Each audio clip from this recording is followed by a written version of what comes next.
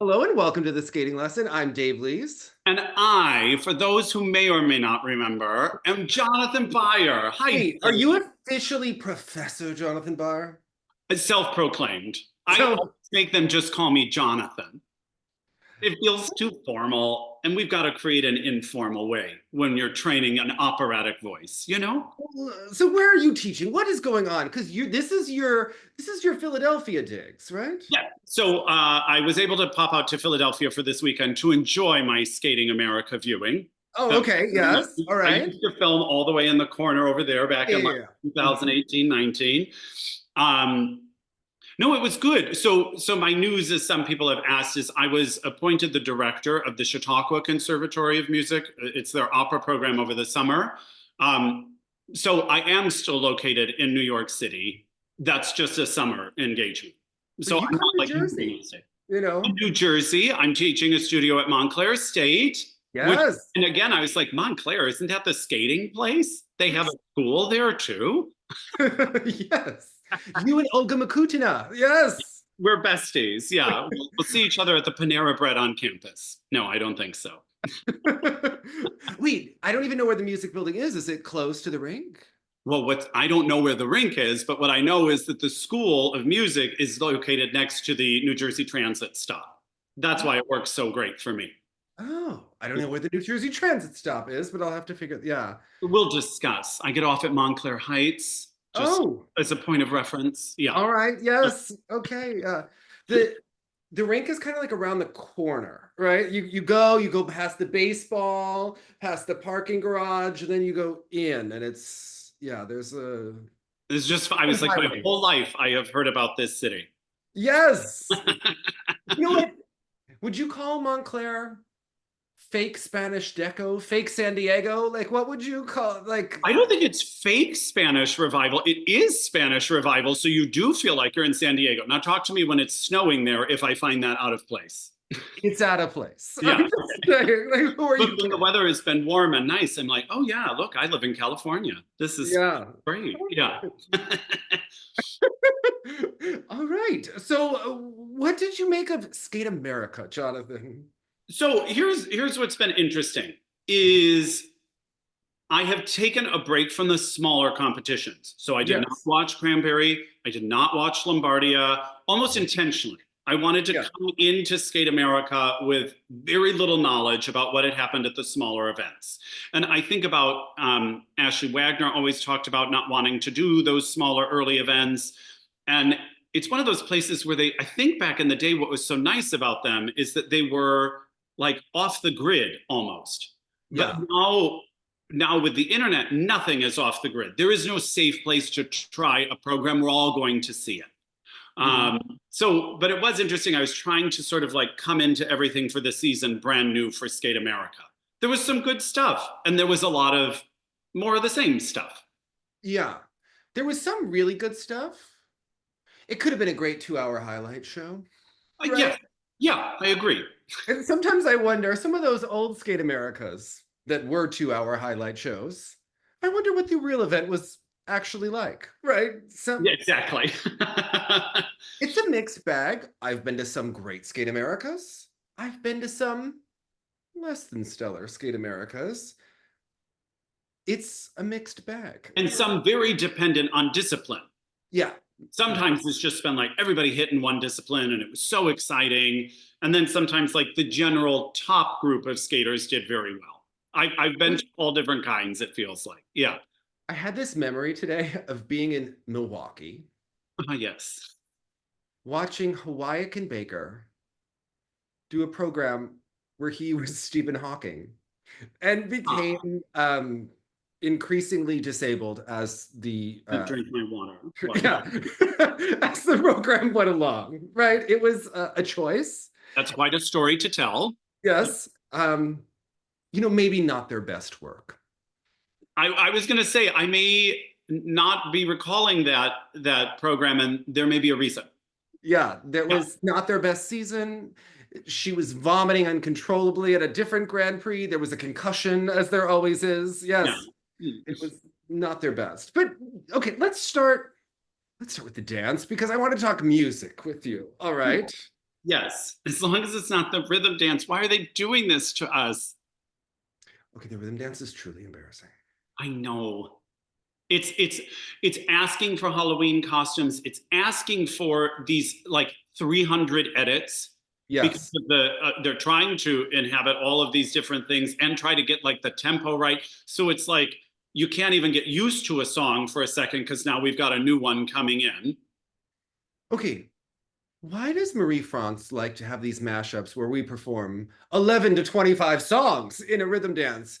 So riddle me this: was she the only one doing? I mean, I know obviously they had the bulk of the teams there, but I even found the non-Montreal teams were pretty mashed up. I don't know if that's a requirement based on the tempo for things that need to fit in, but it's almost too much.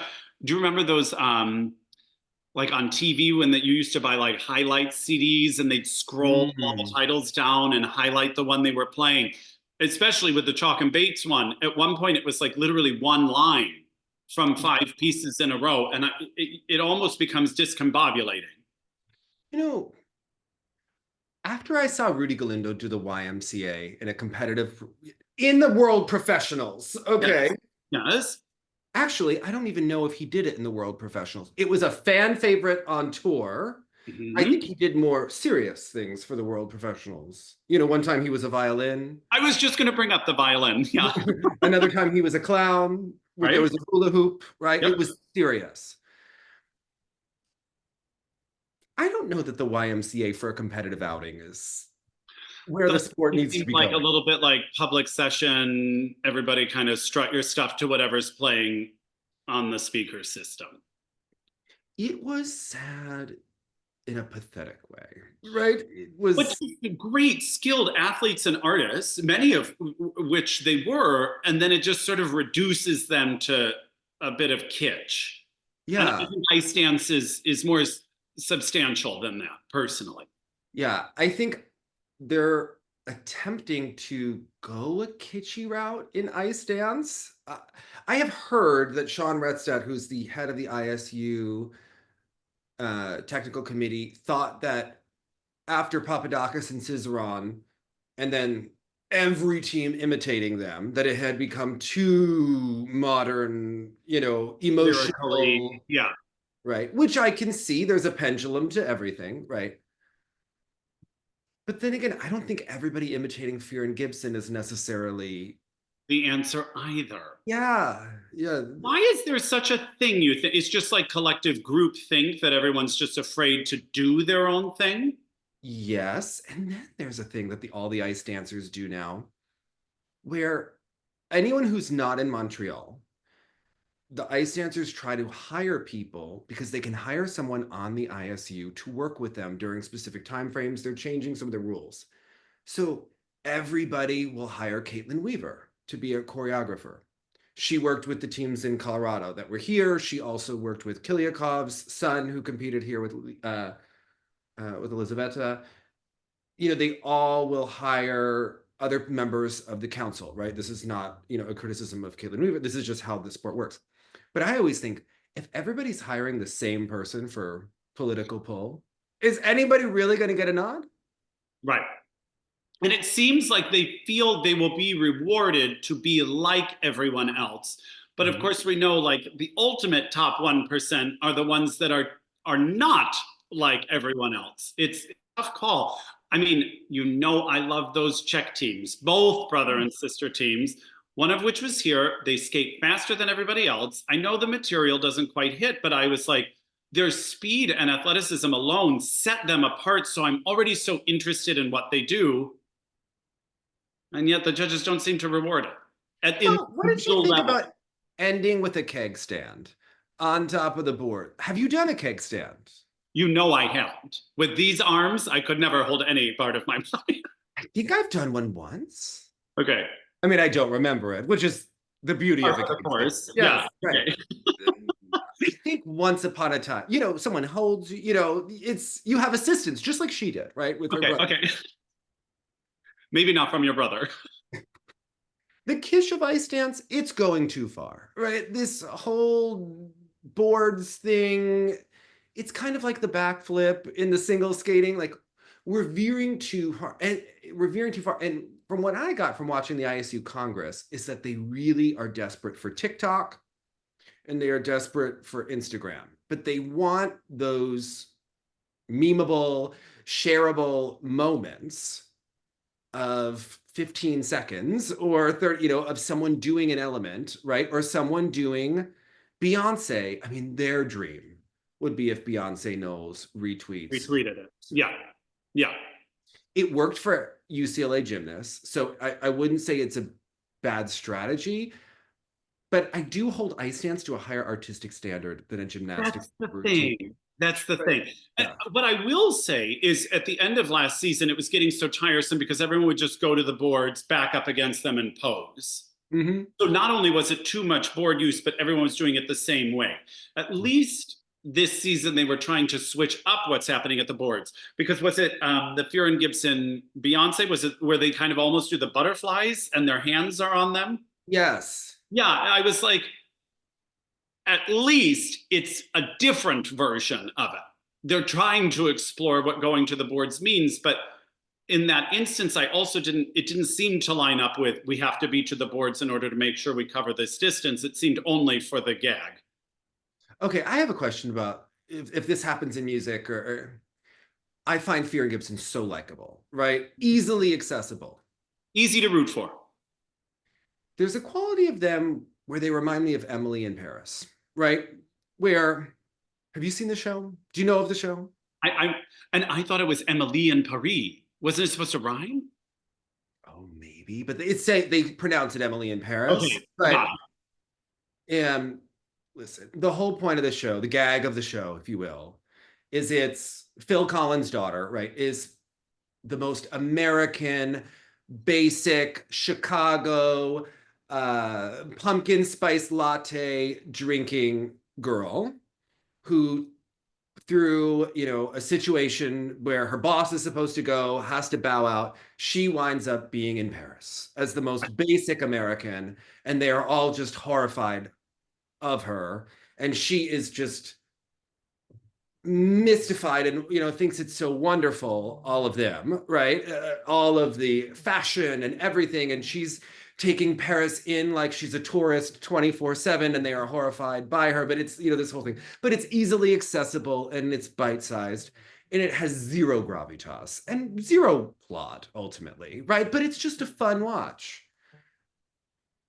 I've always thought of ice dance as having like this substance to it on some level, right? Yeah. It's kind of what drew me to it. Like, you might not get this, but this is very deep. This is very profound, what's happening here.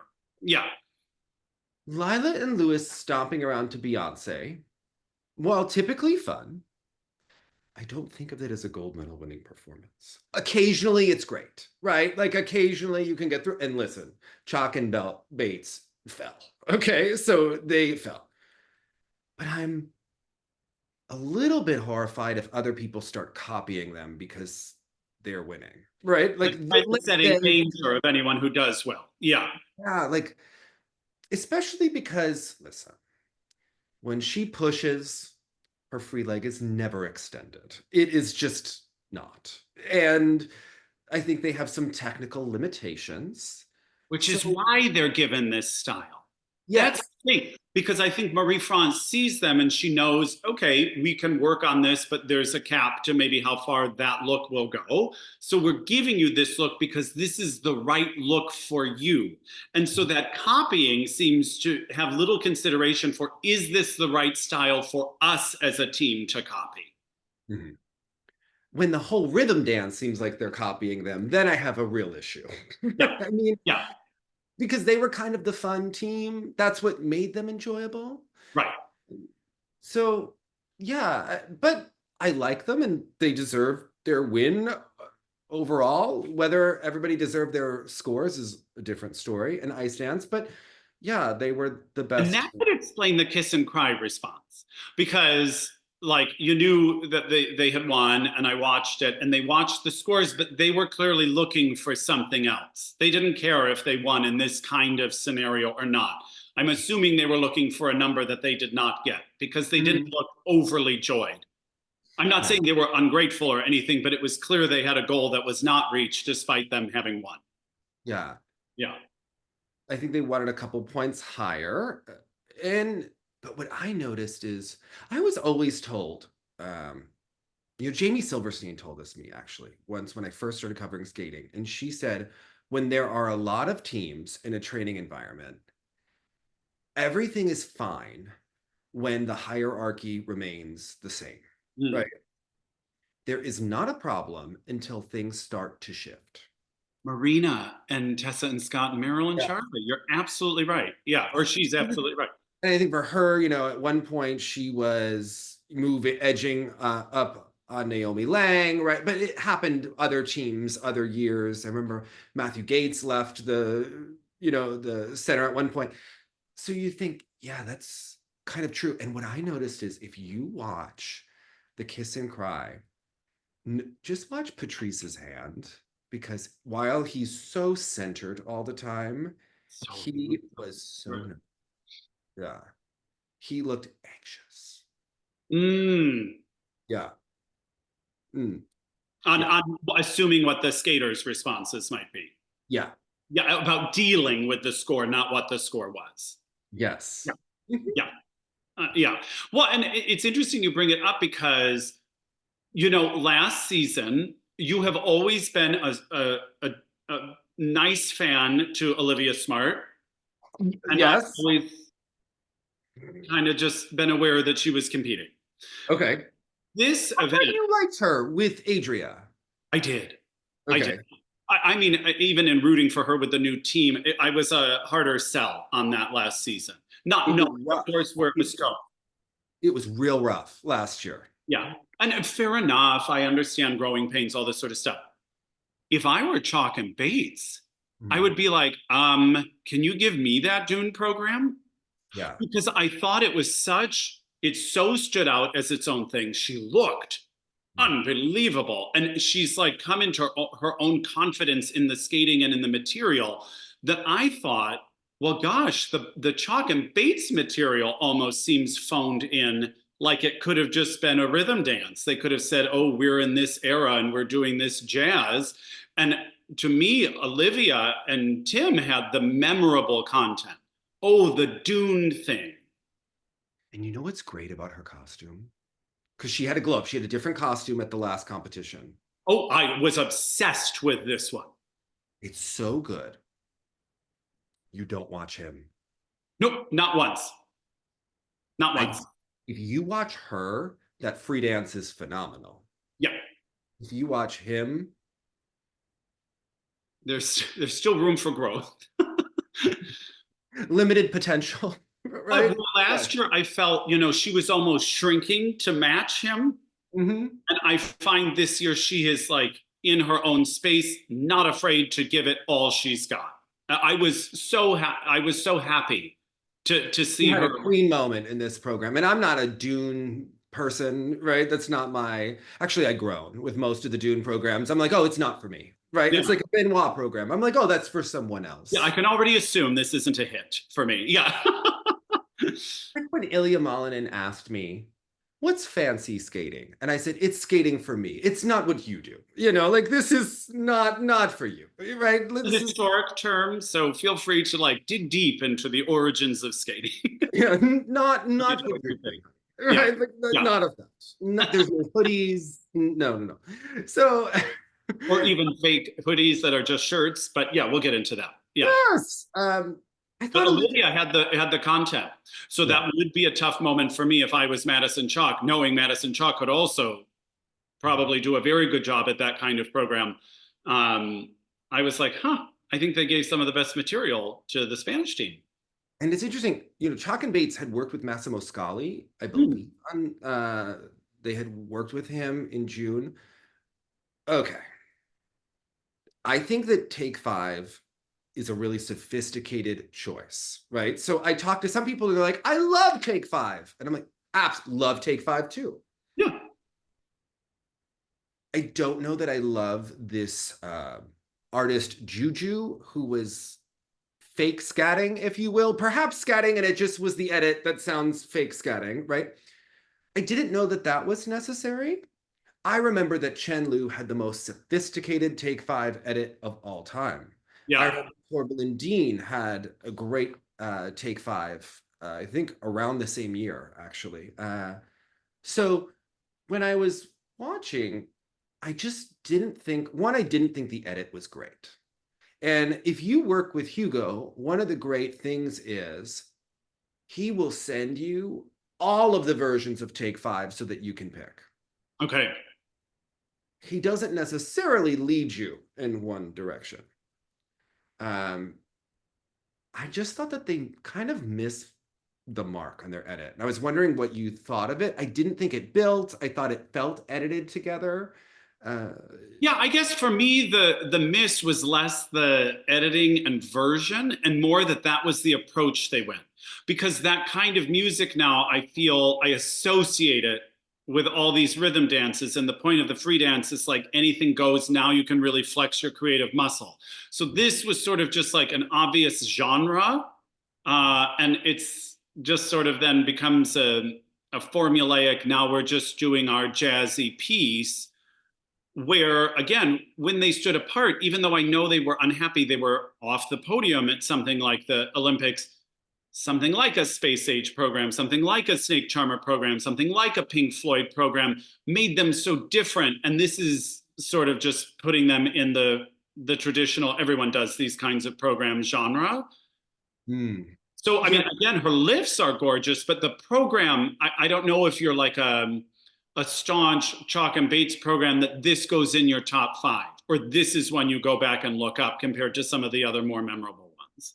it's interesting. There's potential in the idea, right? I think it's what I think they're going for, if I were to guess, is that we are the most sophisticated team out there and watch us be jazz. And we're gonna, we're so much more elevated than Piper and Paul, who are gonna do something, right? Maybe shticky or have a gimmick or some, right?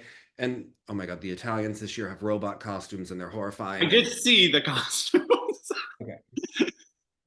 And they wanted to, there's obviously a difference in sophistication between Chock and Bates and Lilah and Lewis.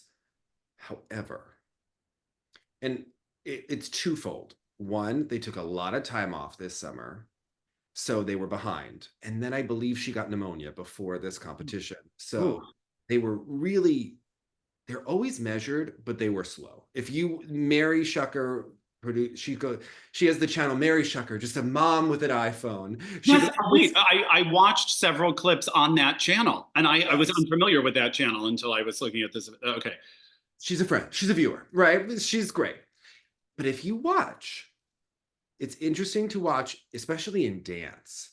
And even actually, because if you get the iPhone, you can tell how fast someone is more easily Right. than when NBC is zoomed in on them and you get to see every, pimple on their face, right? You just notice and when they are doing their when the singer is going when they're doing the twizzles, but when they're doing the 1 foot, they are so much slower than the music. And I don't believe the steps could hit the music. Hmm. And with jazz, I think the whole point is that you want to be on the music to look like you're really interpreting. Fine. Yeah. Yeah. That to me makes me concerned that they won't be able to match the sophistication of the music. So I would not be, well, Marie France doesn't usually scrap a program. Right. That But we know. I think this program is a risk. And I could see them being vulnerable this year. They just have this energy of that they're waiting it out until the Olympics. Yes, that's what I felt. I was like, I wonder if they did come up with a great idea that they're saving. Yeah. It's not Because a bad idea, but it's not special. Yeah. Yeah. There are moments that are nice, right? Yeah. Which we know they will have in any program. Yeah. Very unique lifts, very unique spins, very unique holds. But like the package it came in, it was just a little tired. Yeah. Him trying to be in both programs, he has many redeeming qualities as a skater. I don't know that I think of Evan and immediately think cool. And that's not meant to be a slam. He can be very elegant. He can be very powerful. He can do all these things, but they have a lot of shticky, like, hey, kind of, and it seems a little forced. You know what it reminded me of? It reminded me that Betty and John Draper went out for a couple of drinks and the babysitter's at home. Yeah. Not in a good way. I don't find it honest to Evan's interpretive abilities. Usually, in their most successful programs, he's very neutral and she slinks around him. Yes. As an alien. Yeah. A clock. Or a snake, right? And you kind of don't watch him. Yeah. But in this program, he's got hands, right? I know.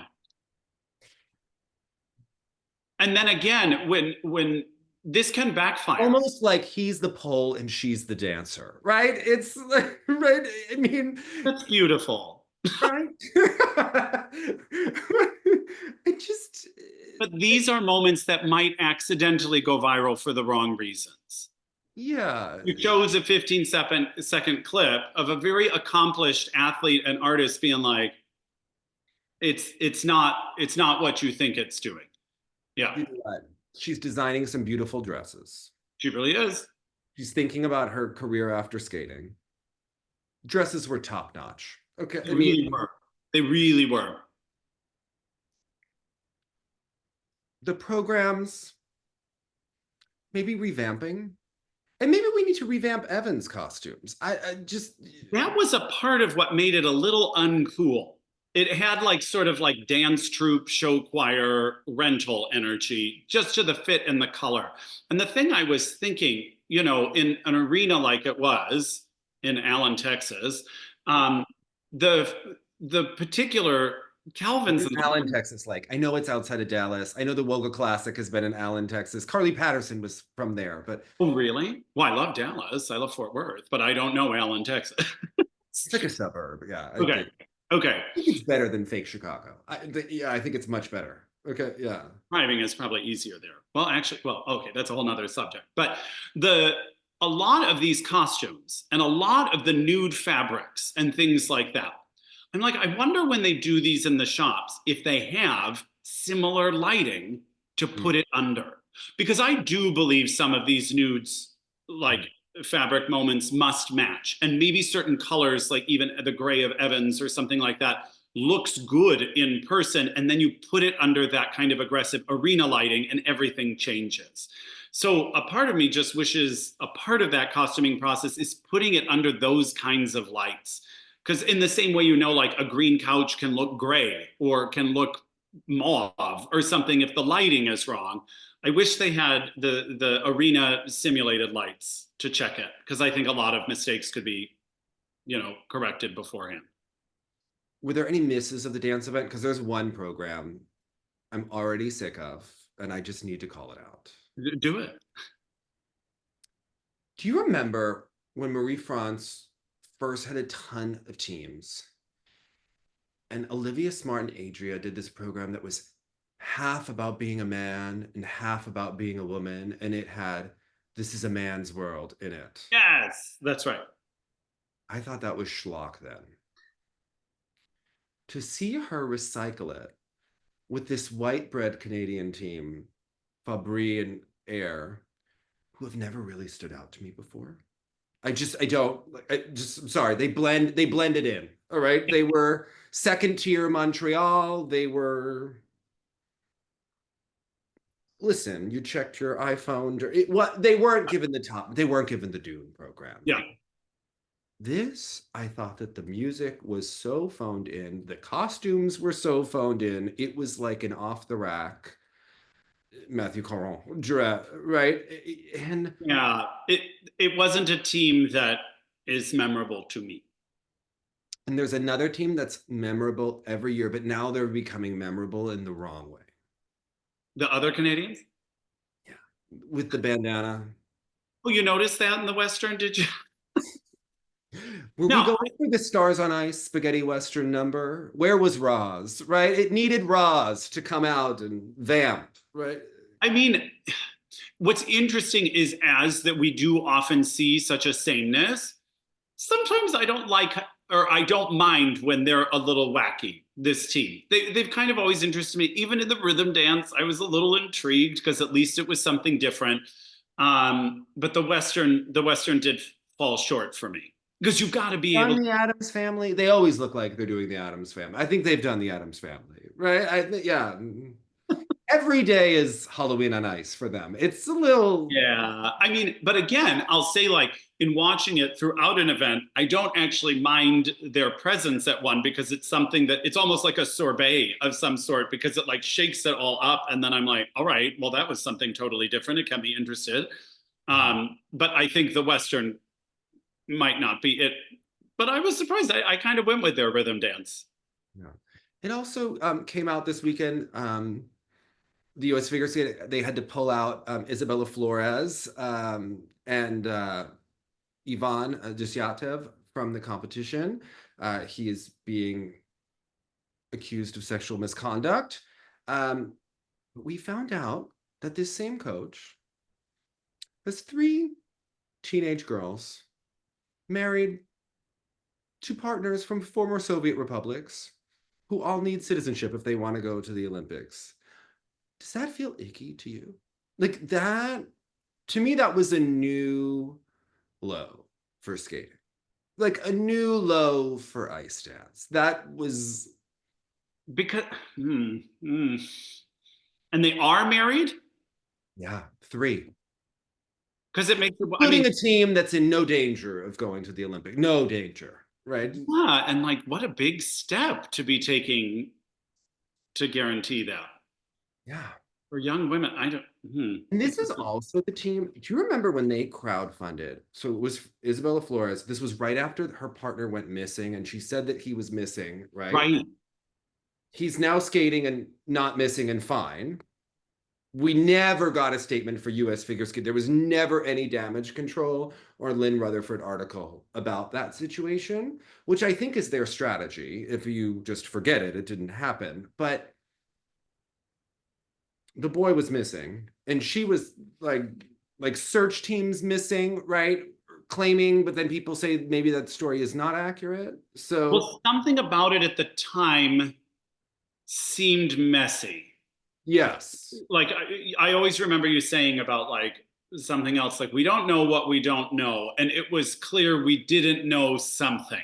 Yes. Yeah. But this is the same coach that's now marrying her skaters. So I'm just, I think maybe people, and the thing is, Isabella Flores is a social media star. People tend to side with whoever is more famous and attractive. To them. Yeah. Right. Yeah. And they feel like they know her. And I'm actually not even saying this is necessarily her fault, right? I think there are a lot of adults in this situation that beg some questions, right, to be asked. But they crowdfunded $25,000 for his release from Belarus. And the problem there is that this was right when President Biden imposed sanctions in Belarus. And, the Federation is connected to the government. This is not a great look at that moment. I don't think anybody was calling up anyone, but not the best. Right. Yeah. Yeah, just. Let's see. And the thing is, this marriage, so one, Leah Nesset and Arna Markelov have been very public about their marriage. They committed to it, right? They have photos, they have everything. And then, we found out that Annabelle had married her previous partner because they were going to represent France. And then once there was an opening to represent the US because Jeffrey Chen and his former partner split, she teamed up with him. We have not seen her husband in recent months, and now she's spending most of her time in Michigan. So just like the practices of ice dance feel very 1990s. Yeah. 30, right? Like icky. Yeah. Just. Yeah. Especially when like you're just like, oh, just get married. Yeah. kind of Yeah, a thing to get married. I saw the proposal. I think But having said that, I sort of expected more from Annabelle you and did. Jeff. Yeah. I think the intrigue about them is greater than their potential. Yeah, and again, like clearly, as I was talking with Olivia and Tim, like I wasn't getting where this was going at all last season. As not an ice dance expert. And then I was pleasantly surprised. So I understand that things can happen in a year, but you can also sort of sometimes you get excited by the potential, even though you know it's still in process. And I can't. She's had 4 partners in 5 years, so I'm not too worried. At the same time, because she's had 4 partners in 5 years, she's always starting over with someone, and I feel like they never learn that extra refinement that comes with actually are training with someone and can reach a higher level of skating and performance. It always looks like it's the first year, and I think that that's starting to detract from her skating. It's starting to look sloppy. Yeah. In certain areas, especially like the twizzles, and her skating skills aren't what they were in the past. It just Well, yeah, if every season's a first season, yeah, it would be hard to find any groove, I would think. Yeah. any motivation after a while. Yeah. So, yeah, but yeah, well, let's go on to the men. Yeah. Right. I mean, Diana happened, but I don't think we need to like belabor it. Okay. At Terry's taste level with Diana's packaging and costumes. Do you think that's still her? I'm curious how they navigate that with like her as the parent in Montreal, because I'm sure they had to set some strict boundaries when they said yes. That she's not supposed to have direct contact, but I do know that Terry used to study that Montreal school back in the because I remember when they had the show about the Olympic channel, she was watching all of it. Mm. She has so wanted to work with Matthew Caron, right? Those tacky dresses are just for her girls. They're not for Diana. Okay.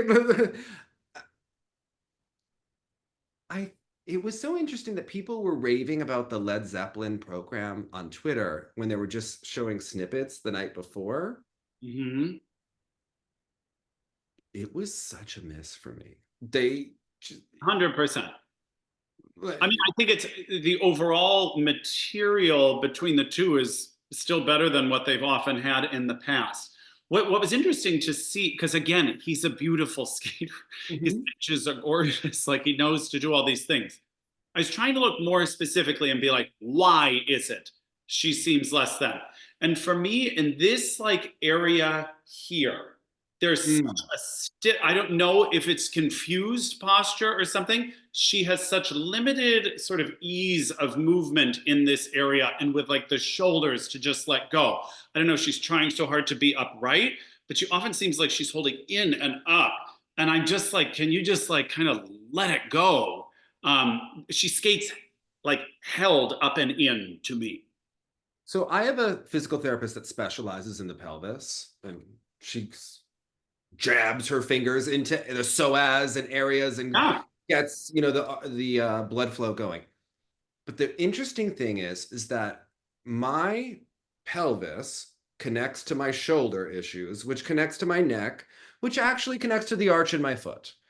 Bingo. And what so my body's been shifting a lot. I'm sleeping.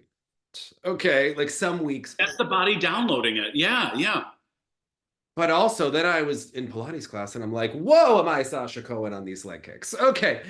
But it's like adjusting to it.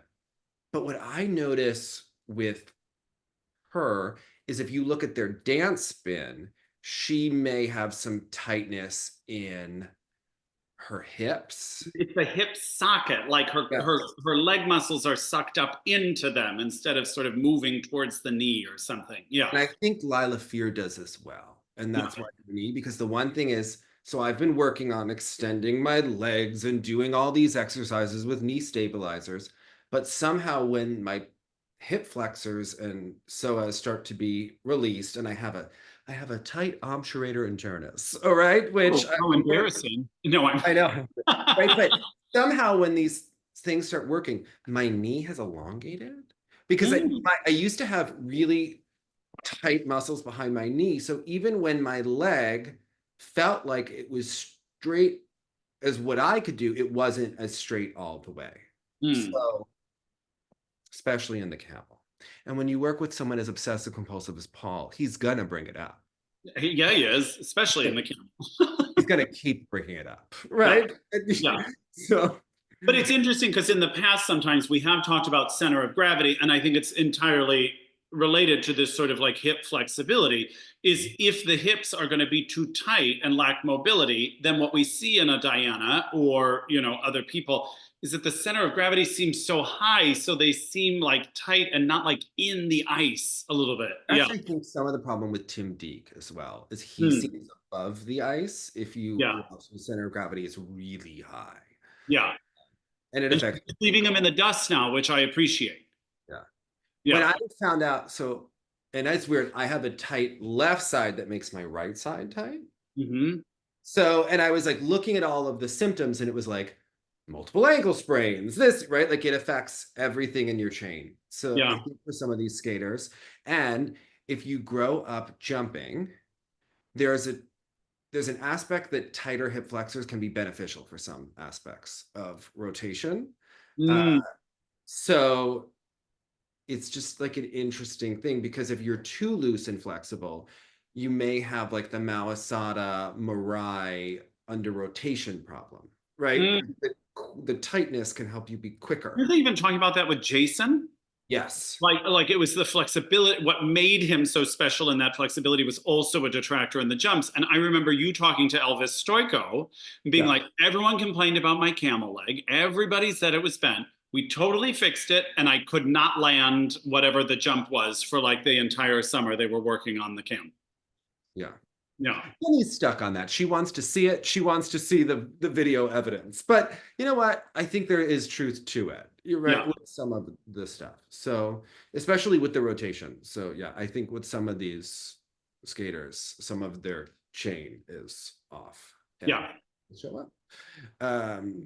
Yeah, I don't think that Lilah Fear wants to stretch her knee and is choosing not to.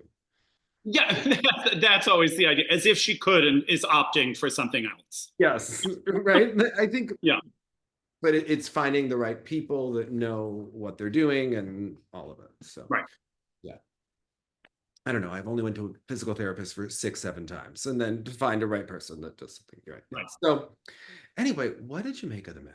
This was an interesting event. Yes, it was a good event. It was a good event.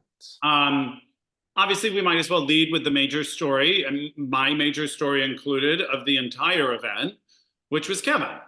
And it was interesting. It's no secret. I've always loved his skating. I've always loved that he does something different and does it so intensively. And living a life surrounded by artists, they often feel everything more. And so the highs are higher and the lows are lower. And what was so nice is after a season of several scary lows was to see someone be able to come out on a high. And I find regardless of the program, regardless of the music, whatever the backstory may be that allows it to be so emotional, I was emotional watching both programs. There is something so raw and honest about what is happening emotionally during the performance, which I understand as an elite athlete could be a detriment. But as someone viewing, I am here for it. I am so here for it. The story. Yeah. I don't know if you saw it at the French Masters competition. Maybe the worst free program we've ever seen from him. One of the lowest lows. He looked disassociated. It looked really, really bad. What I did hear a couple interesting stories from the competition, that in the practice, the day of the free, he was feeling tired, because they had a really short turnaround. The men did between the short and the free. And he wasn't feeling it. And that Silvio said, no, you have to do at least one of each jump, because he didn't want to jump that morning. And then once he did that, he kind of felt bitter because maybe there was also an avoidance going on, right? And then think about where that mind can go if you didn't do any of those jumps. Yeah. I think they let him warm up longer and then doing that. I did have to say though that he gave a quote to Andrea Joyce on, and I thought he had the most amazing performances of the competition, maybe the season so far, made it, right?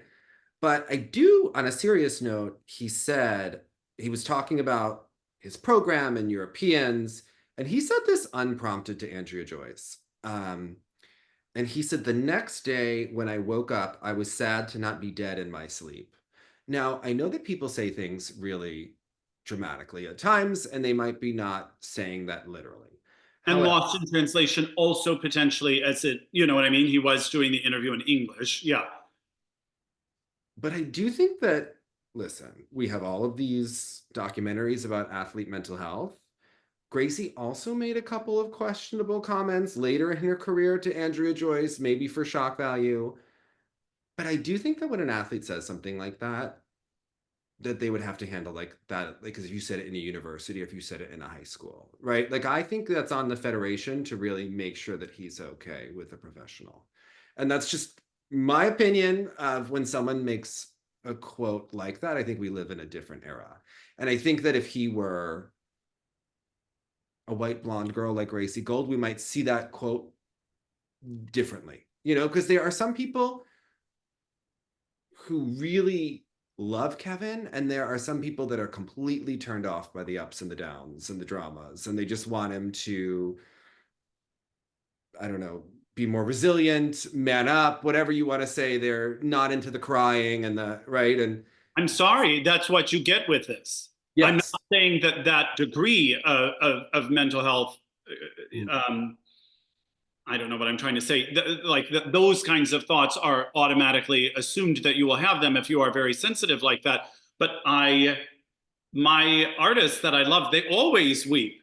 They Yes. always break down because everything is felt so much more than everyone else. And it's what makes it so wonderful on the ice. Not that someone should have to be dealing with that behind the scenes so that I'm entertained at a competition. But there was discussion about where is the adult in the room and how do you sort of like navigate this at that point in his season last year. And you were very vocal about it. You were like, of course he's going to ask to go and you cannot let him. Yeah. Yeah. Someone has to help make a smarter choice for him here. So now it's really easy to say with one exciting competition under the belt, all better.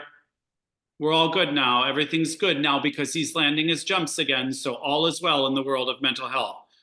Yeah. I hope it's a continuing process. Yeah. Yeah. I don't think, especially because the last competition was so bad, I don't think that it's, and now he has the pressure potentially of sustaining this, right? And then the next competition, you can start to be like, oh, I could make the final. So, Well, what was nice about this kind of success is it wasn't like, there was still some like, it was not perfection in a positive way. yeah. Do you know what I mean? I think it set a plausible standard for him, a realistic standard for him. Listen, hopefully it gives him some confidence back and Yeah. then he can build on that. Yeah. Way. All right. What do you make of Ilia Malinin's? Nothing I made of Kevin's. Right. No, I mean, serious. And I'm in He Philadelphia. has a lot of fans now, so I'm just letting you know. He's great. He's great. But my response to it is just totally different.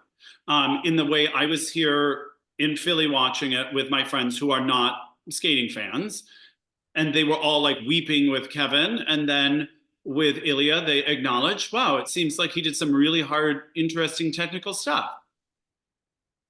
Cold. You know what I mean? As well. Yeah. One has Especially in to the admire what free, you've done. I think that the short is a better vehicle than the free. He did it at Lombardia. And then the costume comes. The fake hoodie? Yeah. Yeah. I mean, it was convincing.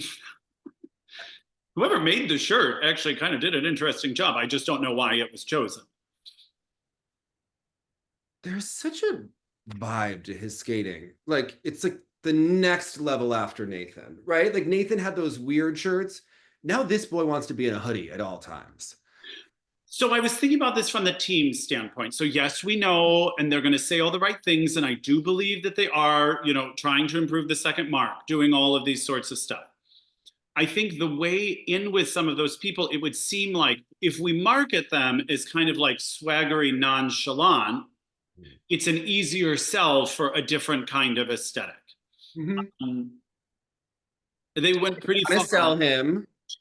Yeah. As a masculine boy, right? Let's flip it. Not in a doesn't care about the event way, just sort of like he's just going to be casual and informal about all his movements. But here's the thing about that. And he is phenomenal generational talent. I truly believe. Okay. Just as Yuzuru Hanyu was a generational talent. I think that he's quite inconsistent at the big events for someone who tries to act so nonchalant. When he's at his peak, right, he is truly likely untouchable, right? But we have seen him bomb like nationals, right? This was not as bad as he has been at, you know, some of his performances at nationals. It just wasn't great. Yeah.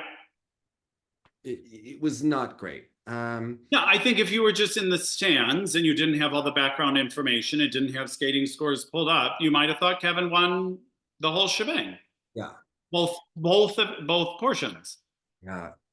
There's an element to his packaging that's reminiscent of Alexei Urmanov performing to Phantom of the Opera for me when I see him come out in the costume, and that might be my personal hell, right? Like I just am not on board with it. Not my style. That's not my take. That's their choice, right?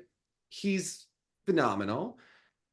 I don't actually think the backflip works for him.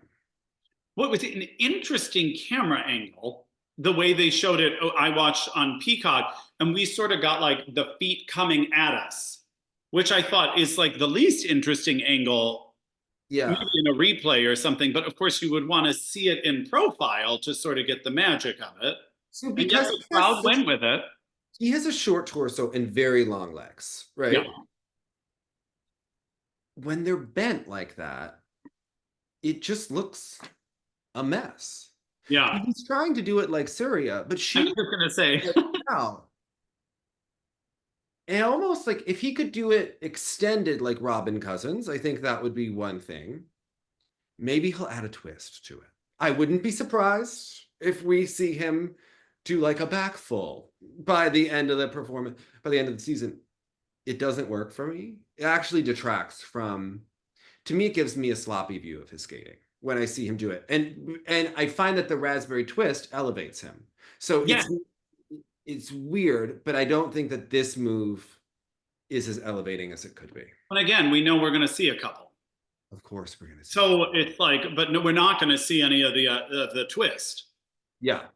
And the twist got just as much applause, but I think you'd be hard pressed to take it out when it still did get that response. The crowd still went for it.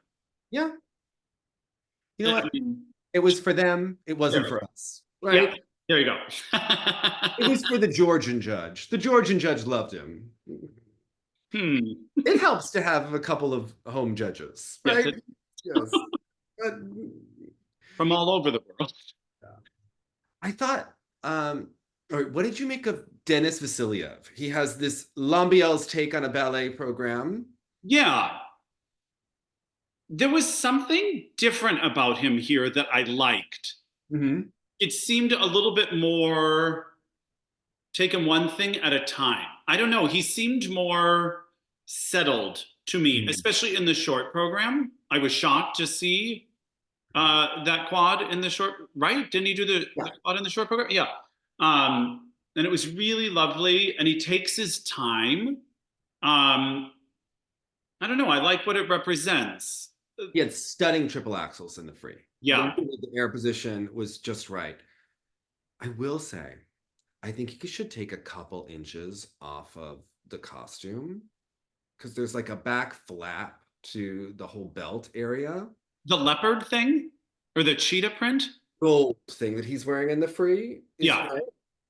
Oh, yeah. Yeah. I agree with what Graham Emberton said on Twitter.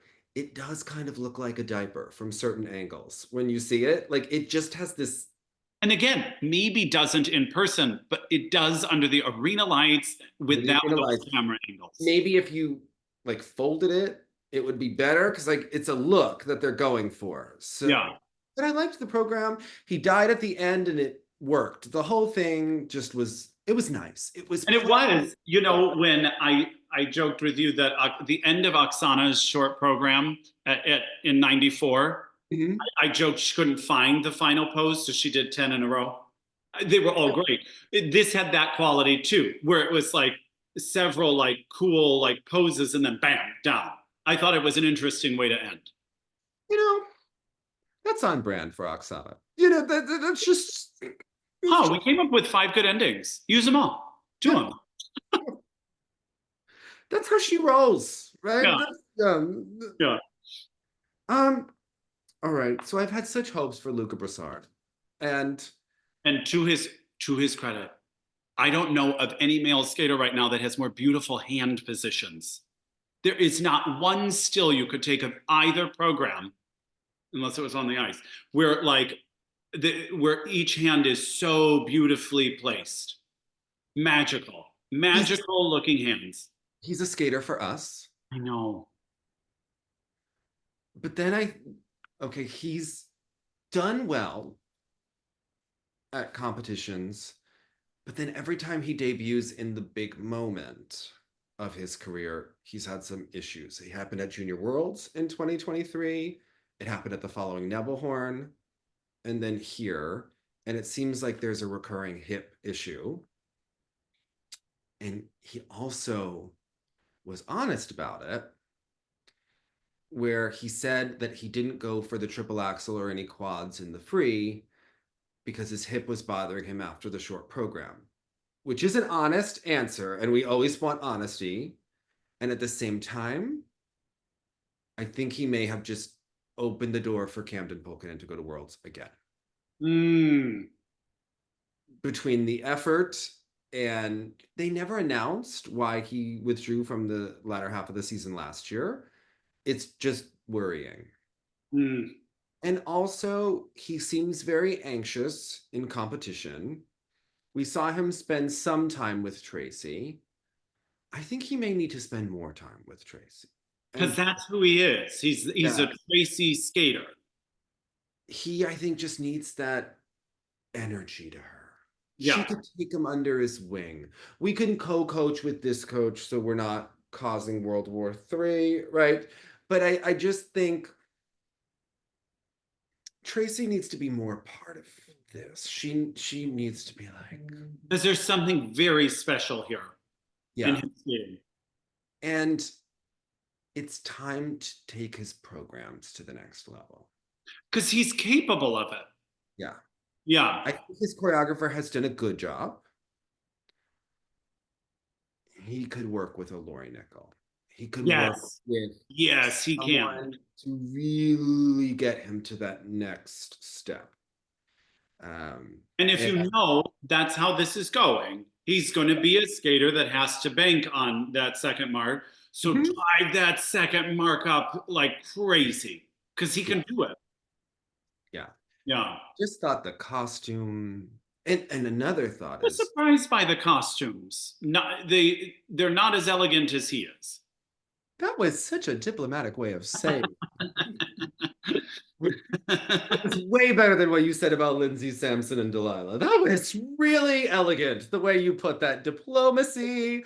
Yeah. Yes, the costume is not as elegant as he is. Yes, okay. You know, he's one of our favorites. I still want to send him to Worlds. Yeah. Okay. There's some music, like my music is currently not working for me. Okay. Okay. It's artsy. You know, I was skating to the Hubble.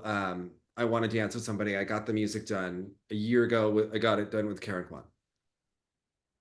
And I just don't want to jump to it. Like, not Mm. excited. And again, like if you're listening to a piece like that, it's possible your nervous system starts chilling out to I it. start chilling out a little more, Yeah. right? And I had planned the axles in the second half, which I could do physically, but I'm like, No, I not want in to the mood. vibe with this music. Yeah, Yeah, it I get doesn't that. excite me, right? Like it doesn't. And after a while, vibing out to it, it's not me. Yeah. It was me for a moment in time. Okay, I was feeling it. It's you for a slow section. Yeah, but so Paul and I have been having fights about what I want to skate to. So Mm. I But have again, knowing you don't feel like I'm assuming some of these people must in the season, too late, we've invested too much in this, we have to just make this work. I don't really care about competing. Yeah. I want to And that's the luxury of now you being able, sorry, I keep recrossing my legs.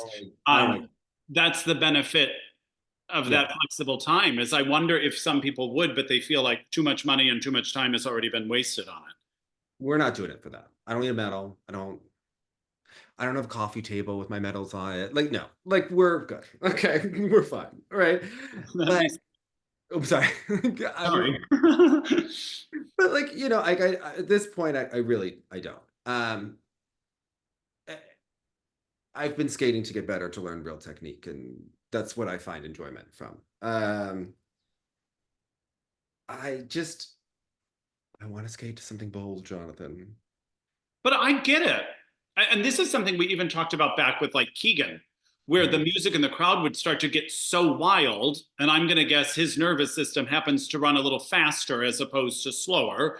And so he would like rush the things, or we would talk about this with Amber Glenn sometimes. Like there'd be really mellow music as she's about to launch into a triple axel. I'd be like, I need some revving up music.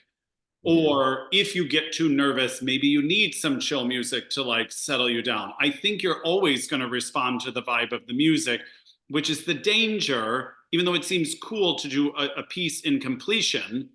If it sort of plateaus, then you're giving us a plateaued energy the whole time. Yes. Yeah. I think the winter is frantic for him. Yeah. And that might make him go like this under pressure. Because it's designed to agitate. Yes. So, and I was like, if I were having to do any of those things, I couldn't let my body hear the music, absorb it, and also be in an agitated state. And like Kevin seems to need Sylvia, I think he may need Tracy and calm, right? Yes. Yeah. Agreed. I just, and I think the music could be calmer. Especially in the Max Richter version. Yeah.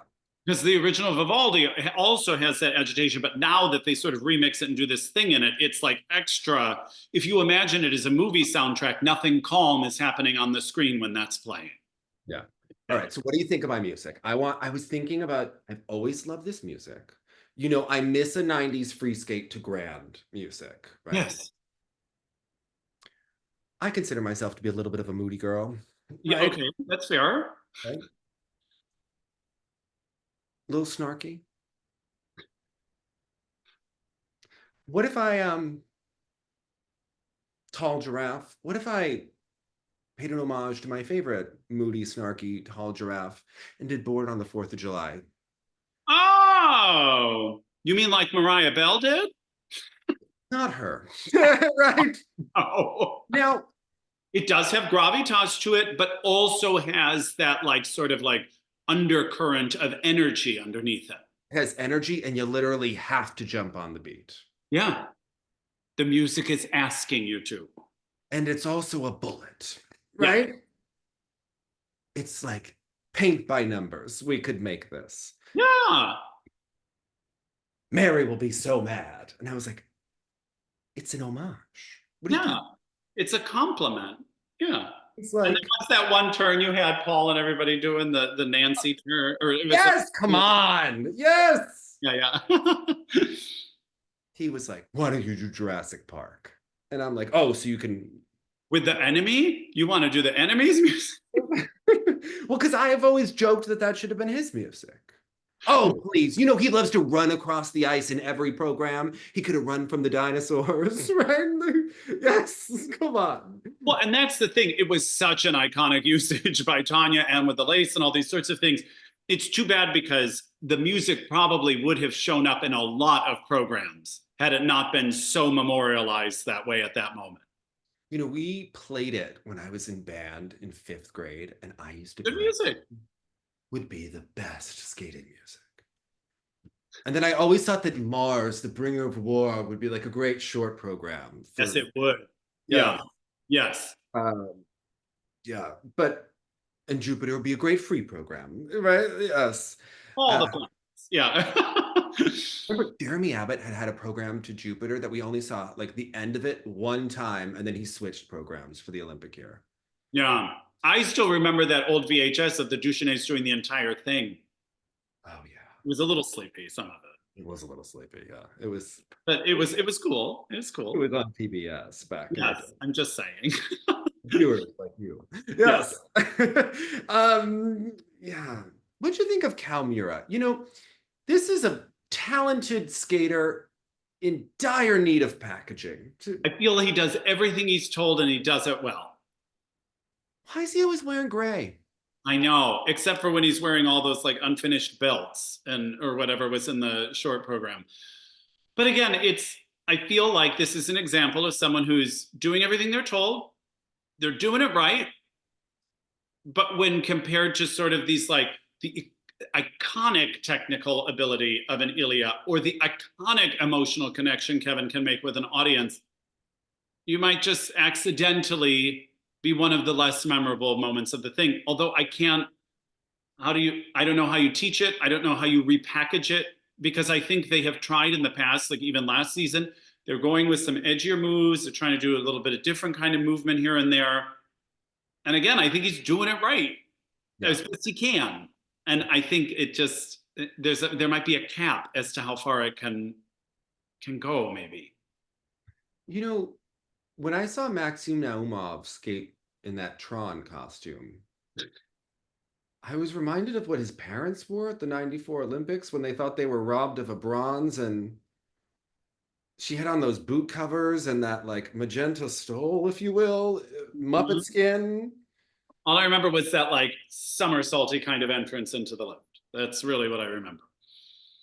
Like mother, like son. I don't know. It was. Come by it honestly, eh? Yeah. Yeah, it was. It was a taste. It wasn't my taste, but it was their taste, right? And that was, yeah, not this. How about Wakaba pulling out the win? Oh my gosh. Okay. There were so many nice feel-good stories here. Mhm. The difference being where Kevin's performances and material was part of the inspirational moment. For me, it was sort of just like sentimentality that was so exciting. The program was really boring, right? Yeah, it was serving a purpose, just getting back, you know, kind of in the groove of everything. So it wasn't that the program was great or that it was so much better than she's ever skated before, but it was such a great moment. And I could not have been more thrilled for her. Yeah. It was an unexpected, I think, finish across the standings there. And I hope it like just feeds for more of her confidence and her ability, because she did seem so much more confident than the couple of times we saw her last season. And again, the material's fine. She was awful in practice. Oh, really? Oh, well, it was an interesting free skate, right? Because she doubled the toe and she had a misstep on the later Lutz. But again, big picture, I think she accomplished a lot more than she thought she might be able to here. And that's just fun to see. NBC and USFS need to hire John Luke to be doing the practice commentary at all times. So he comments on the practice? Jonathan, he can't help himself. He's like one of those skaters who's obviously one of the best skaters of all time. You know, if he were 6 inches taller, he might be a 3-time world champion. Let's just be honest about it. Yeah. Yeah. Some of the most beautiful knees and edges I've ever seen. Yeah. We wouldn't have had the size difference with the partner and all of the, you know, the issues that come along with it. All right. He was trying to be positive, but you ever like notice that when someone is trying to be like skater positive, but the truth is just like dripping out? underneath. Mm. See, now I should go back and watch because I've never heard him sort of like speak on other skaters that way. Okay. When you And would hope that actually a practice session is kind of a safe space. As the skater, I might not love that as I'm practicing, it's being commentated on for the public. you learn so much watching a practice. You know, that Elyce Lynn Gracie, she's kind of a Karen Chen knockoff without the personality, right? And John Luke was trying to be positive, and he goes, you know, maybe this is just a technical focused practice for her because that free is so boring and she's Well, a little bit. right. And then he said the shadiest ice dance comment of all time, which I know because Paul Wiley is also shady. Okay. A wonderful, you know, America's skating dad. And well earned, worked very hard for the beauty he achieved. Yeah. Shady as the day is long. All right. Even when he's trying not to. Okay. Okay. John Luke said, I think as she develops, she could learn to do her turns from her legs and not just from her arms. Which is considerable. He's right. And actually, as a viewer, that is an insightful and educational moment because that points out why it doesn't quite look the same as when other people do it. Yeah. Paul's tell, as he always goes, you know, I think adults like to do this. And I look at him like, how dare you? Loud and clear. Yeah, okay. Yeah, so tough outing for her. That was, I mean, she's got great competitions coming in here. I'm sure there's a lot of pressure. I'm sure you also start to get exhausted as the big event is approaching. It was tough. It was a tough outing here in both programs. And she's been so consistent, and that's kind of what they're banking on. And people were ready to send her to Worlds, and then this happened. And everyone gets so excited so quickly. I mean, she's lovely, but like, I think even if she hit at a competition, you would know that there are some, again, also some limitations here. Of the US ladies, they all have cheetah jumps. If we're really honest, they've all got cues and carrots everywhere. It's whose music do you like? Whose programs do you like? And who's back? Who do you like? Just who? Yeah. Alyssa Liu skating to Donna Summer. I am here for it. All right. Like and Elyce's program is flat. Yeah. It's very Drew Meekins. It's very exactly what you'd expect. I feel sadly, and I don't mean to put this on her because again, I believe she's doing what she's told, but I think the team around her has created a formula, and she's the latest person they have plugged into that formula. Yeah, and she's skating to a singer for the short program that when I was 17, you know, we all thought was a great singer when we were, you know, high school students and, you know, very pedestrian. I'm not remembering who it was. You know, he had 2 albums in the early 2000s that were particularly, you know, popular. And they were, you know, he may like the sound of his own voice, that Josh Groban, who is a little... what are you doing? Okay. he's the Emily in Paris of singing, right? No, he's like Josh Groban when he stays in his lane. It was in the beginning when they were like trying to peg him as an opera singer, which he acknowledges he is not. He's a wonderful Broadway singer, and it's a wonderful Broadway voice. Just stay in your lane. And but he's a little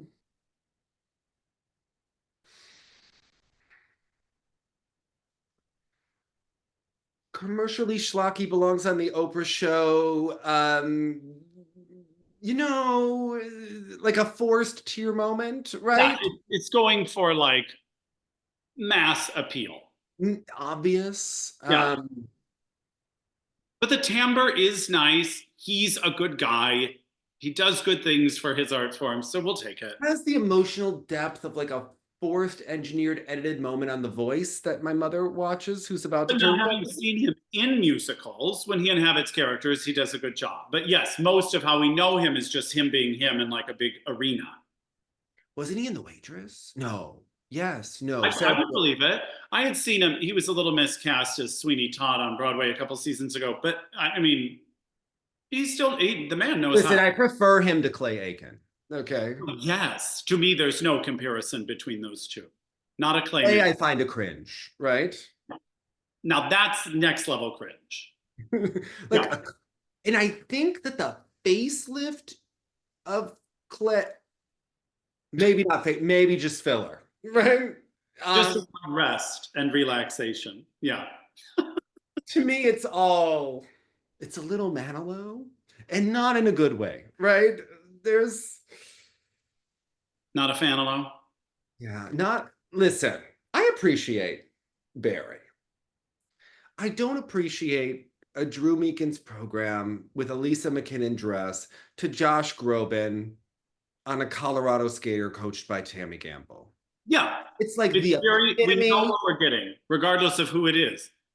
basic skater, right? It looks like it's a skater that came out of the Crayola box when you only bought the 24 colors and you didn't It's so bold. you Yeah. didn't go on the big box. Not even on the 48, right? Like it's just so obvious. Well, and again, in no world do I want skating to become a template that they just see who's in front of them and they plug them into it. Yeah. I love this approach that so few seem to have right now. This is like what we were talking about with the ice dance, where it's like, let's see who's in front of us and let's see what is calling out for you to skate to, and the dress you should wear, or the costume you should wear, and the step sequence you should have. Instead, it's like you just open file for like generic American skater, skate America. Okay, you're going to skate to this, you're going to do this, you're going to wear this, and it's just so obvious. Just That's the only thing. And I don't blame her. I don't want it to seem like I'm picking on her. I believe she's probably a very good student that's just trying her best and doing what they're telling her to do. of course. Yeah. Yes. It's a factory. They have a million skaters and it looks like it. The factory, but sadly with a faulty product. All right. What'd you make of my girl Bradie Tennell? Oh, is she your girl? Well, we're training partners, Jonathan. I didn't know that. Oh, is my lighting getting too Halloweeny? Great.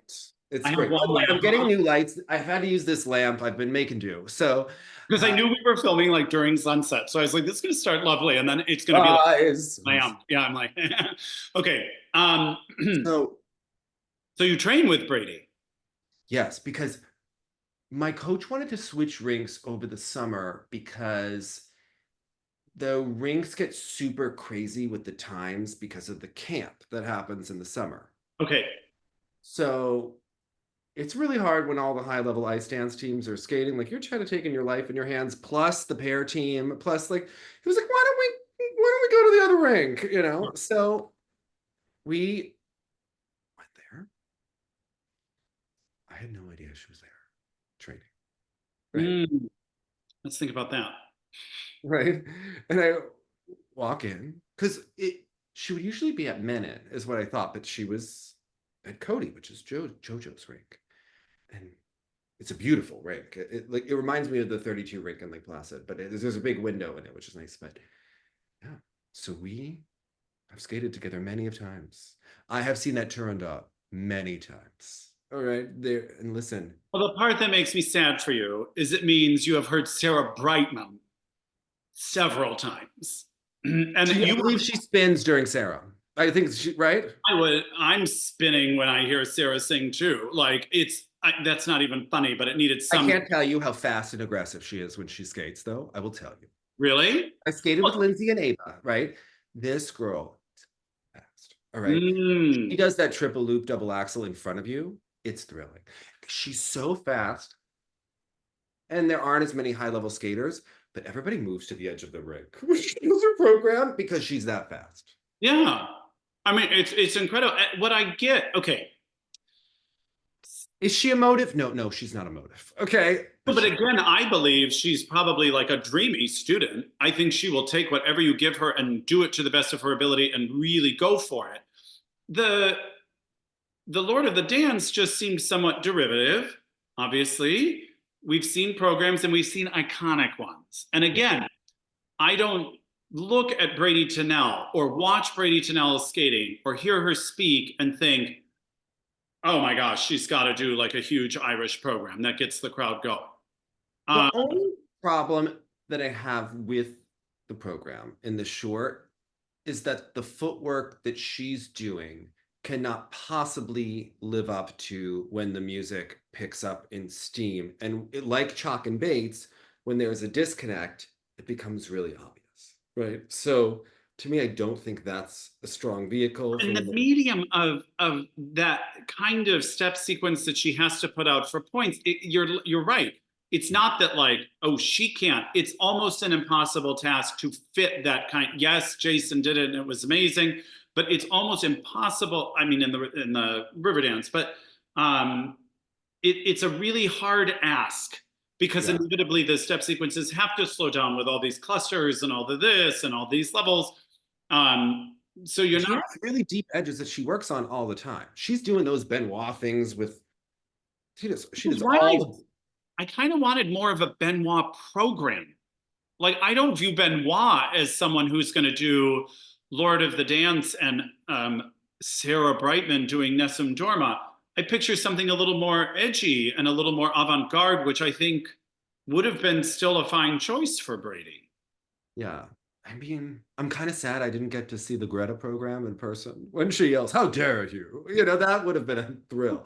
But um, what I think is good is that compared to the first program to this, I felt like she upped her percentage and it was closer to what she does in practice, where she does relatively clean programs all the time. So she trains pretty smart where she doesn't do a million reps, but she runs that program and drills it. I got much more technically from her at this event than I anticipated. I Yeah. didn't know what to expect. And last year she was sort of finding her way, and sometimes it wasn't quite ready, understandably. But here I was like, oh, she seems like she's really ready for the season, health Yeah. wise, and Now, like the errors that she's usually making, you can call it out because we can look at the protocol. I was really happy that she changed the timing of her flip and Jeremy Allen was there in person because typically if there's an error she's going to make in that free, it's on the flip and like a ball or a pop, right? And she changed that timing and it looked a lot better. Um, the second Lutz can get under if she gets tired, right? And that was just an error, here. And then she lost on the double axel triple toe, which she can rotate that triple toe. So I think it's harder for her to do a Lutz toe and rotate them, like you see in the short. Whatever reason, when she does the Lutz toe, it must be how she lands the first one to get the combo off, but the first Lutz is less likely to be rotated than if she does it by itself. So in the interesting. Okay. she doesn't do the triple triple, and the jumps are often cleaner. If you see her in competition, you see her in practice. So I thought that was interesting. But yeah, she's someone that trains the full. Might have just been off her game a little. You know, she always does that cool spin entrance where she like kicks the leg behind her and all that sort of stuff. It just got a little away from her here, which also could have told me maybe she was just a little like rattled or something like that. The one thing I will say is she upped the output compared to China to here with not a lot of training time in between. And it was a memorable attempt at it, I felt. I would imagine if she could take that up another notch, then I think she's knocking, on the door of going to Worlds because then she becomes reliable every time out. Right now, I think she's kind of number 4 knocking on the door. And I think that Alyssa, Isabeau, and Amber would be the team that they're kind of looking at. Even if Alyssa isn't back technically yet, she's a very stable mental skater. You can trust her. What did you make of Isabeau? And is she supposed to look like a Van Gogh painting in the free? Is that or whatever? Sorry, why do Van Gogh dirty like that? Sorry, not Van Gogh, Monet. Sorry, she's like. Still, why you got to do Monet dirty like that? I get the here. Wait, I feel too creepy. I'm gonna turn on some extra lights. What's happening to her? Like what are we doing? Yeah, so but I don't know if that comes from Julia, if that comes from Isabeau or the mom or what's happening here. Yeah. But remember when they had that super heavy short program dress? Was it the short It was the gray that was so bogged down on her. Yeah. And I just think like as a skater, even hearing Jenny talk about like that iconic Chicago dress that actually when she was like spinning and jumping, it was like cutting her because they hadn't contemplated it. I can't imagine having to do that with all those like 3D tissuey, chiffony flowers all over the place. And she was even holding, unironically, in the Kiss and Cry, a Tinkerbell stuffed animal. And I was like, yeah, but isn't that really the connection you want to make for Liebestraum? I don't know. I don't know what's happening there. I think it detracted more than it helped. But speaking of detracting, I wish Isabeau, whose posture is beautiful, like, and her arms can do such pretty things. I wish they could take away half of the arm movements.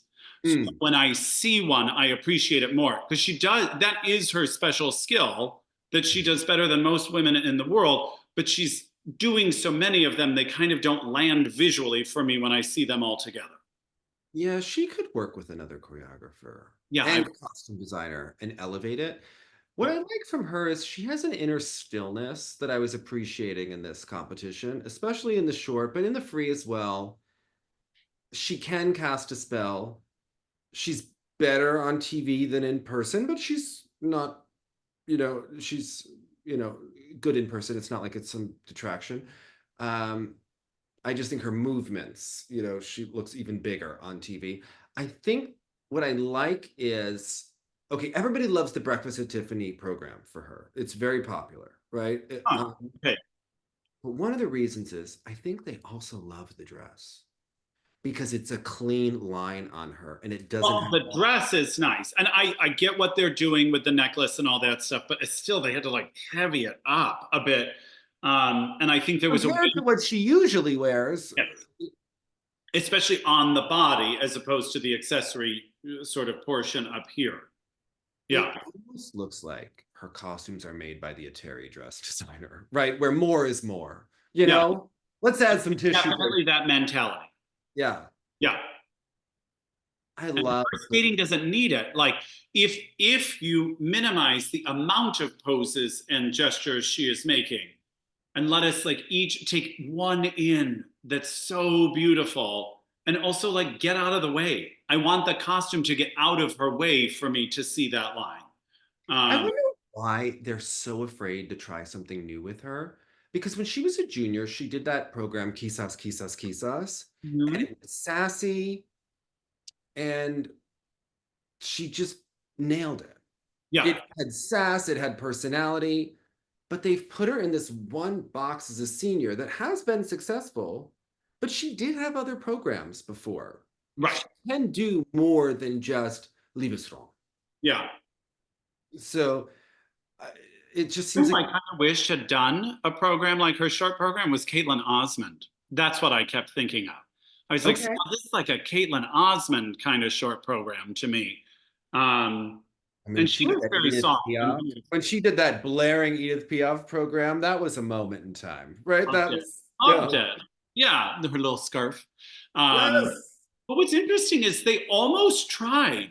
She did her own version of that Snake Charmer program for a hot second. And I think I was in the minority on this. I really liked the concept. I know it seemed, again, somewhat derivative because of the success of Chock and Bates with their version of a similar theme, but seeing her be a little bit more modern, seeing her be a little bit more theatrical instead of just beautiful, I was like, she can do this, and I like that they're going this direction, only for it to get scrapped later. Now, I thought the dress was bad, blah, blah, blah, blah, blah, but I liked that they were going to try something edgy, and then they bailed. Yeah. She's an edgy teenager who would be relatable if they just let her be that. I was at Ilia Malinin's show that he did in Virginia. I went, and she's like a real normal teenager, right? Like some skaters seem like robots. Like, no, she's feisty and personality and real, and they should let that come out more. I think that the more people would get to know that about her, even the more relatable she would be. And Well, even I think like if you go to interpret Liebestraum, I would imagine like you're kind of held in or you're ready to do that. Whereas if you were just allowed to be you and have fun, it may exhibit this versatility that we know she has. yeah, And we know that the world of skating rewards that. I would bring back the quizás, even at an exhibition, just to test it. Yeah. Test her doing. Show them you can. Yeah. The thing is, if you do stay in one lane, and though this is an ice dance, you don't want to give the judges an excuse to get bored of you the Olympic season. Right. And again, I don't know. I would imagine if I were an elite skater, which spoiler alert, I am not, and I was in this kind of season, I may be picking knowing what I wanted for the Olympics. Now, obviously, maybe it's premature to even think that way because you got to see where, let's say, using as an example, Isabeau, where is she at the end of this season? What does she need, going into the next season? But I might be consciously be holding off on the good ideas. Yeah. Knowing I want them for the Olympic season. But I don't know if that's what people do or not. Now, speaking of good ideas, your Japanese team. Oh, also Rinka Watanabe did Maria de Buenos Aires. I'll take it. It was good. I'll take it. It was good. She skated strong. She skated open. That was the other thing. A lot of the Bradie Turandot did a lot of like interesting movements, but that were very like this way. Yeah. To me, Nessun Dorma, even when sung by Sarah Brightman, is designed to be this way. Yeah. And so I was just missing that a little bit. And then on comes Rinka, and she really knows how to open up this. Or what did you say? Lenichuk always used to say, is your neck cold? Is your neck cold? That was Natalia Dubova. And then JoJo talks about your necklace. Right? That's right. That's right. Well, she was thinking of that. Yeah. And it was nice to see. Yeah. Oh, and I thought Nina Petrokina's program that was like Handmaid's Tale-ish was very lovely. It had some nice moments in it. Wait, really... Petrokina or Belgian girl? Isn't that the Belgian girl? No, the girl in red. The girl in red. What's her last name? Her name. I'm gonna grab it right now. I'm gonna feel like such a... It's Pensarone or something like that. I thought that's what I said, but I probably mispronounced it. I think you said Petrokina, but then I'm like, shoot, I know. Oh, sorry. No, I didn't mean to. No, I mean, listen, if you didn't say it, it's Pinzaroni. You're right. You are right. Of course, surprisingly Italian sounding. Also, one that I thought, if you were only watching this on TV, you could be surprised why she wasn't on the medal stand. And I'm going to guess in person something about the speed and ice coverage was far less than that of a Wakaba. Yeah, they did. She got not bad components. I just think, the lead and all of that. So she did not have a very nice outing for her, especially if we're unsure did she pull out of Grand Prix of France? She said she didn't have enough time due to an injury, or she just didn't specify. She just had not specified. So that might be the slow walk to retirement. It's unclear. So she could just be taking a little time off from the Grand Prix.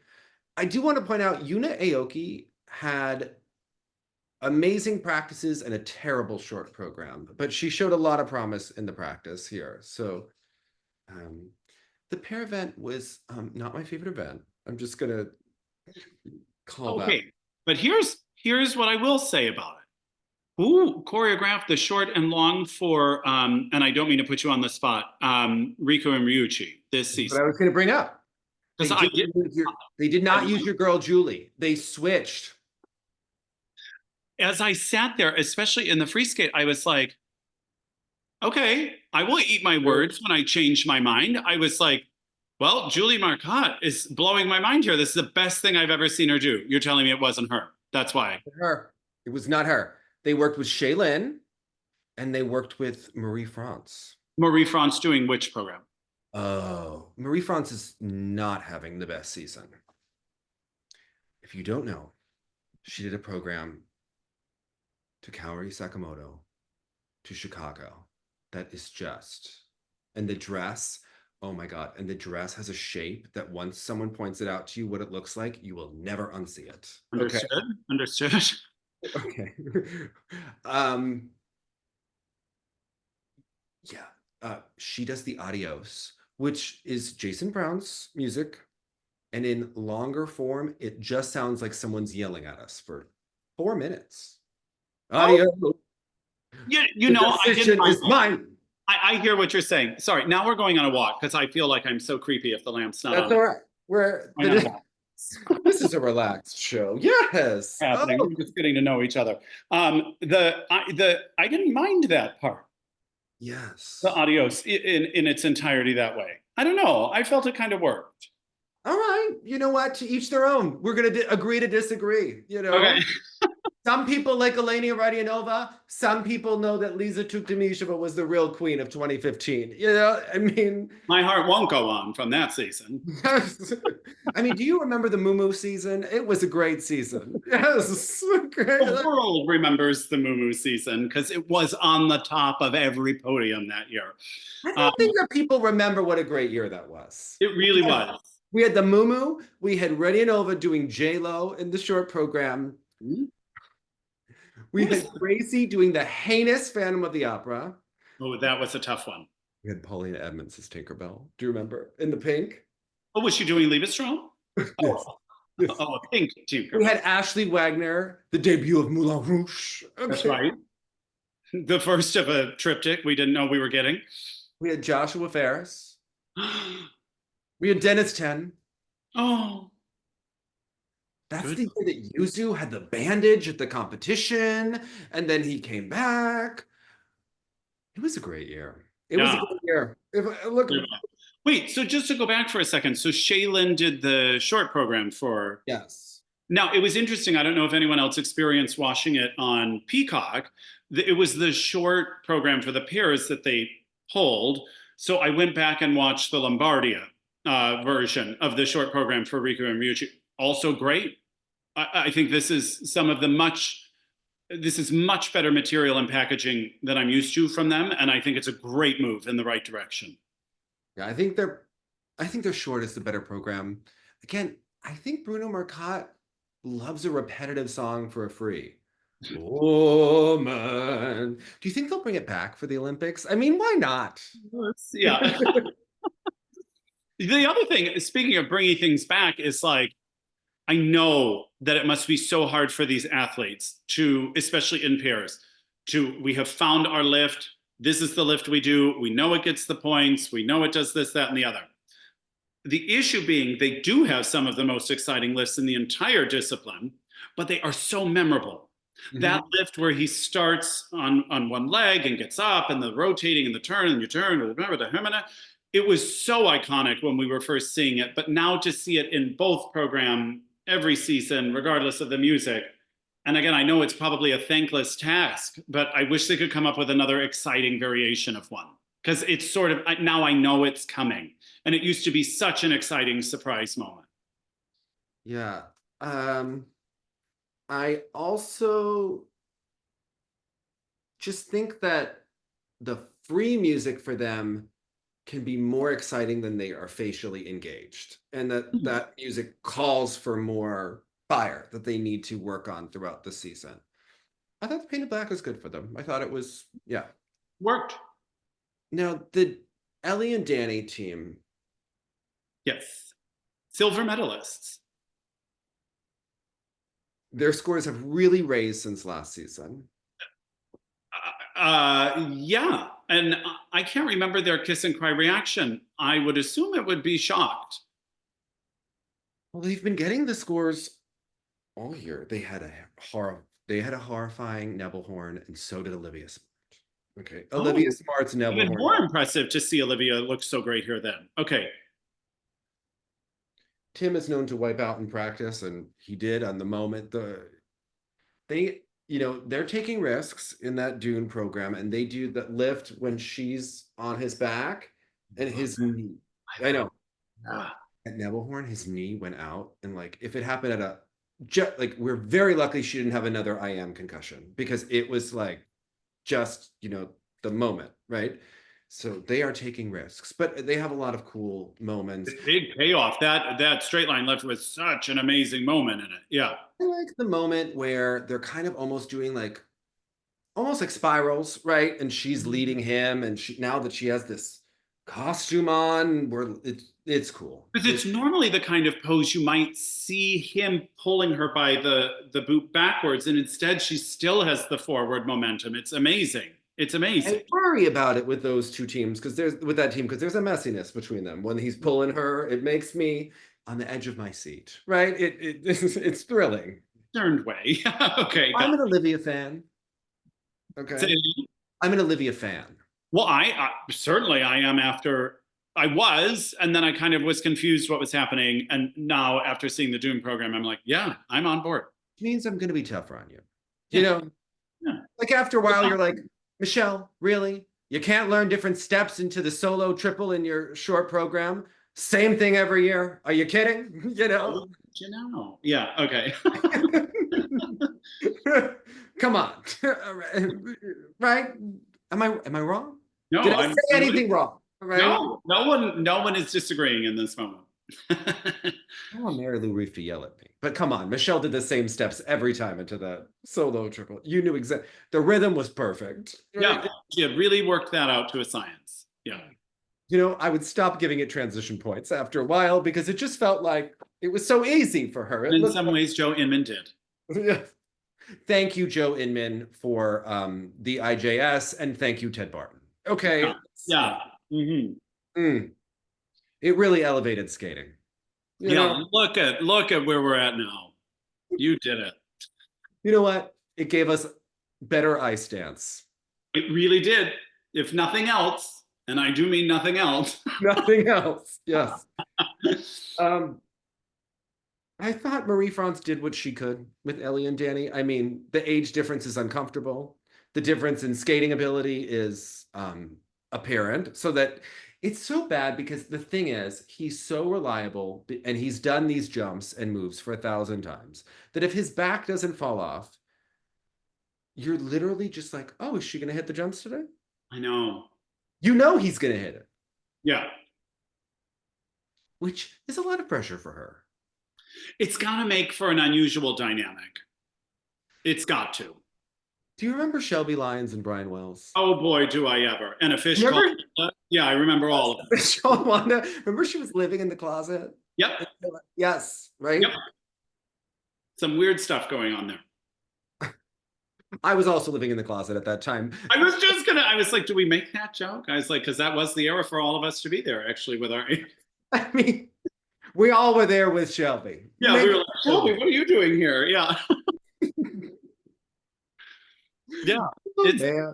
I didn't realize that was a Marie-France program. It was, again, a little sort of like... He had a million partners because he was short, right? That's what was going on, if I look back. Oh, Brian Wells. Brian, yeah. I was like, no, Danny doesn't seem short. That I never knew. I just knew, like, they were our third team at the time, and yet something didn't quite work about that silver outfit for me. They were really... I think he was really short. Yeah. I think that was the deal. And looked quite old. Well, he was. I know he was old, but I think he looked like 20 years beyond that. So does Danny, but he looks really young compared to Evan, right? It's because of Evan's costuming. It's because Evan is now giving the dad energy. He got married, and it's the costumes this year. It's like... Yeah, and I listen, I don't know. We sort of talked about it when Danny's hair was changing and they were looking to cover it up instead of, and to me, I'm just like, will you just own it? Like, I could be sitting here dyeing this beard and I'm like, just own who you are and like, just be the thing. I think the look is pretty good. And she did a good job of making it like easy to understand that there are qualities to the team, but it still seems, the throws in particular are very much in process. Yeah. And the jumps aren't quite rotated, but it was... Right. Was stepping in the right direction. Silver medal, Skate America. Now, Ted had one of the most comments of all time. He compared Alicia Efimova and Misha Mitrofanov to Gordieva and Grinkov.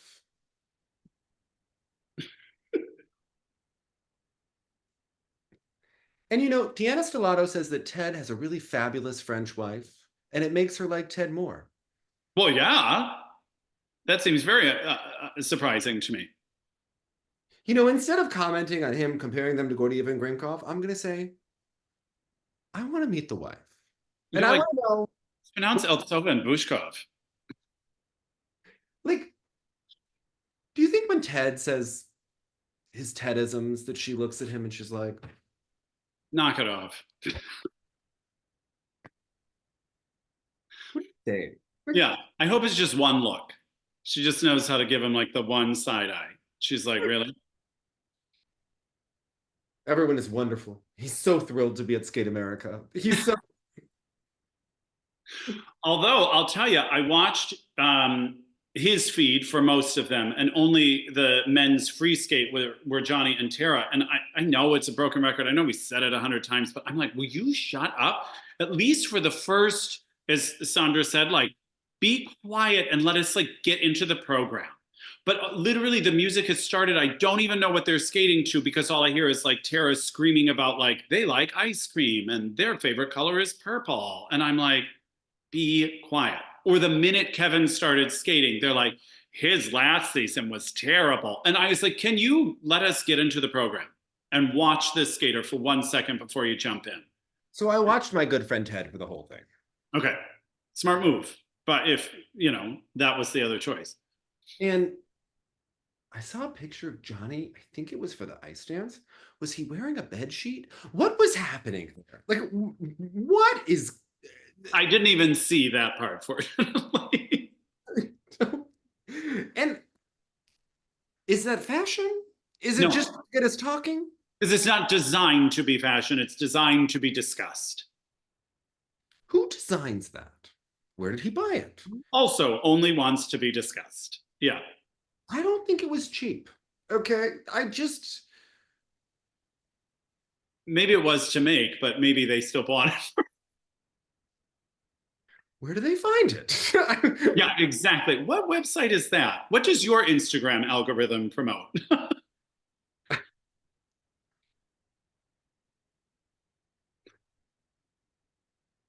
What was your moment of the week? Kevin Aymoz. I love a comeback story, and I love, and again, it may be premature to call this a comeback story, but I like seeing someone who has had a tough time have a good time, and I love someone who wears their heart on their sleeve, and I went with it the whole time. Well, mine is Jonathan joining us on this because you took mine. So yes, yes. I like this better. Yeah. Oh, the natural looks sexy, everyone.